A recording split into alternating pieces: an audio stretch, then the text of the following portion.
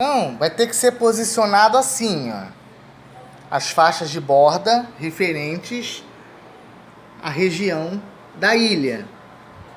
Vermelho, faixa vermelho, verde, verde. Note que a região dos Malauaques é amarela, mas com os contornos em vermelho. Os Malaicanos é vermelho com o contorno em amarelo. O azul é Massouri, mas com o contorno em verde. Os Marebuias é verde, mas com o contorno em azul. Existe uma razão para isso nas regras do jogo. Isso aí indica o posicionamento dos jogadores na mesa. O jogador que está jogando com os Malauaques, ele deverá se posicionar de frente para os jogadores que estão jogando com os Malaicanos. Os Massoures o jogador que está jogando com os Massoures deverá se posicionar de frente para o jogador que estiver jogando com os Marebuias. Um tem que ficar de frente para o outro para seguir a orientação das regiões da ilha do tabuleiro. Os Malauaques é a região norte, os Malaicanos é o interior, os Massoures é o leste e os Marebuias é o sudoeste. Então eles têm que sentar na mesa nessas mesmas posições para jogar. As cartas insumos que eu mostrei no vídeo anterior, elas deverão ser posicionadas na parte de trás, de frente do jogador, atrás da faixa de borda, de frente para o jogador. De trás para o jogador.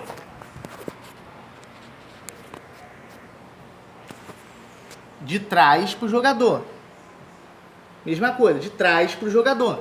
Elas serão posicionadas daqui para cá, embaixo dessa faixa de borda. E sobre essa faixa de borda é que eu irei posicionar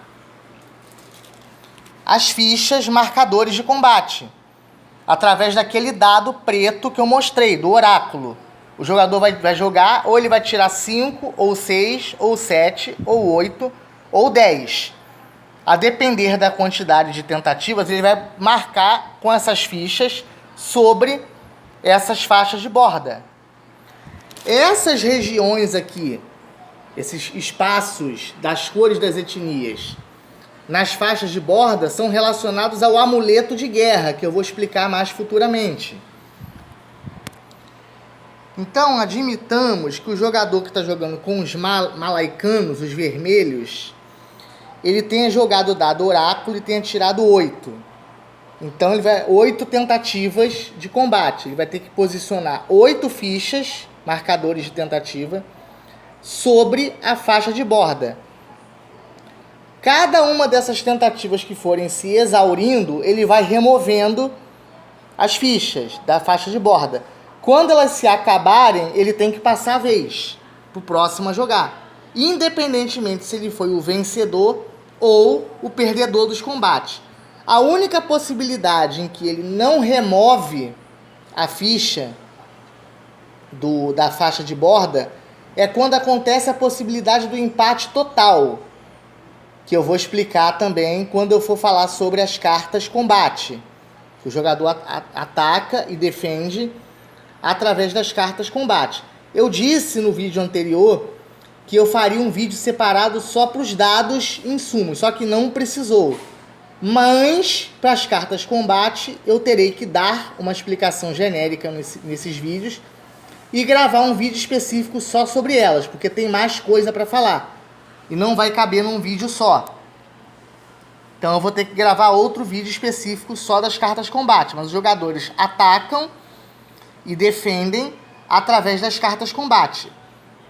E as tentativas são definidas por esse dado, de 5 a 10, e ele posiciona as fichas, tentativas de combate, sobre a faixa de borda. Conforme as tentativas vão se exaurindo, ele vai removendo as fichas de cima da faixa de borda e passa a vez quando elas acabarem, exceto quando houver empate total. armas iguais e forças iguais. Aí aquela tentativa é anulada e ele tem que repeti-la. Mas do contrário, ele tem que remover as fichas de cima da faixa de borda. Como eu havia dito no vídeo anterior, essa é a rank marcadores de rodada e os pinos marcadores de rodada. Cada vez que um turno ou rodada se findar, o primeiro jogador, né, que ficará responsável por essa marcação, terá que posicionar um pino sobre uma dessas casas. Essas duas casas marrons com esses pinos pretos aqui são as rodadas de exceção. Essas 5 rodadas são as rodadas de regra, os pinos brancos para as rodadas de regra. Os pinos pretos são as rodadas de exceção. Essas rodadas de exceção são para partidas para 2 participantes. E para 3 ou 4 participantes são para 5 pinos. Cada vez que uma rodada terminar, ou seja, o primeiro, o segundo, o terceiro e o quarto jogou, aí chegou novamente a vez do primeiro. O primeiro vai lá e bota o pino. Quer dizer, iniciou a primeira rodada, ele já vai ter posto o primeiro pino. Findou-se a primeira rodada, iniciou-se a segunda rodada, o primeiro a jogar bota o segundo pino. Veio a terceira rodada, chegou a vez do primeiro a jogar de novo, ele bota o terceiro pino. E assim sucessivamente, o quarto pino e o quinto pino. E o quinto pino terminou a partida. Se for uma partida para 2 pessoas, para 2 participantes, aí independe se for a modalidade aliança de tribos ou se for a modalidade tribo versus tribo. Ele pode colocar, ele vai continuar e colocar... Perdão, caiu o pino aqui. Colocar os outros 2 pinos. Por que para uma partida para 2 participantes tem 2 rodadas a mais, além das 5? Porque a quantidade de cartas em suma, ou seja, as cartas que serão os entrepostos das etnias, serão em número maior, serão em 20. Para uma partida para 4 participantes, cada um terá 12 cartas. Para uma partida para 3 participantes, cada um terá 16 cartas. E para 2 participantes serão 20 cartas. Eu não vou usar 8 cartas de cada um dos 4 insumos, 2 de cada. Então serão 20 ao invés de 24 para cada um. Mas aí, como assim, são mais cartas, são 20, então tenho 2 rodadas a mais. Mas geralmente são 5 rodadas. Em 5 rodadas o jogo termina. Falando em combates, outro componente que o jogo tem são os peões marcadores de combate. Os jogadores terão que utilizá-los para marcar quais os entrepostos estarão sendo atacados por ele, para onde, né, os ataques estarão sendo direcionados e de onde estarão sendo direcionados. De onde para onde. Então, um peão será utilizado para marcar de onde o ataque está partindo e o outro será utilizado para onde o ataque estará sendo partido.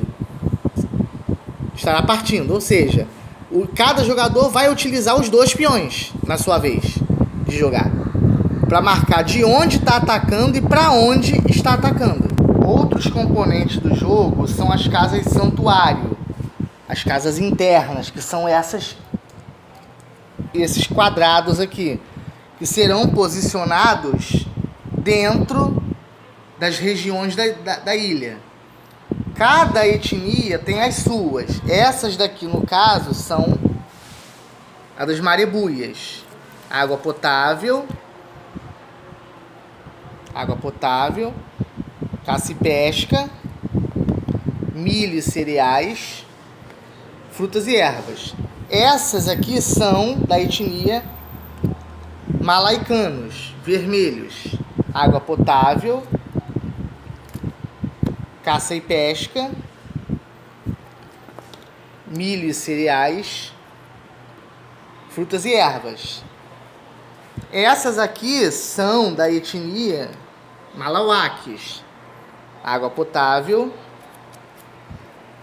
caça e pesca, milho e cereais, frutas e ervas. E essas aqui são dos maçores: água potável, maçores, caça e pesca, milho e cereais, frutas e ervas.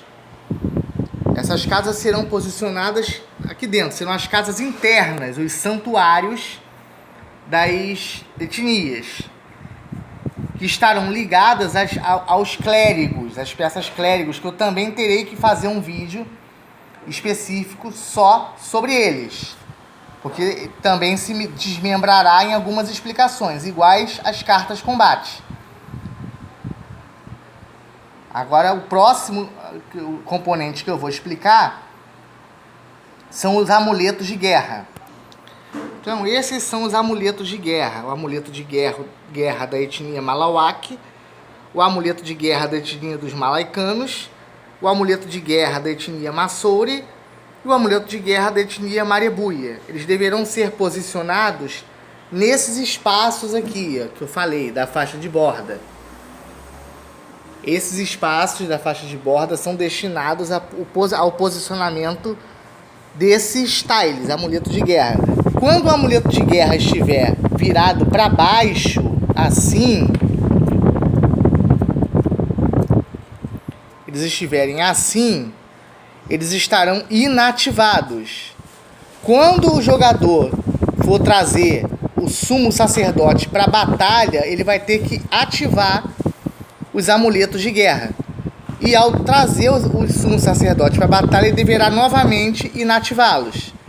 Cada jogador pode trazer 2 sumos sacerdotes de cada vez para a batalha, ativando na sua vez o amuleto de guerra. Aí um ou dois sumos sacerdotes adentram a batalha e ele inativa novamente para bloquear os outros.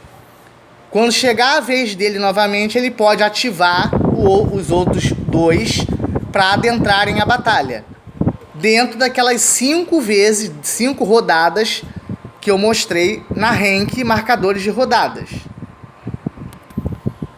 Os amuletos começarão assim, ó, inativados, virados para baixo. E quando o jogador iniciar a sua vez, ele pode virá-los e trazer os sumos sacerdotes para a batalha, virando-os para cima, aparecendo, revelando a imagem do amuleto de guerra.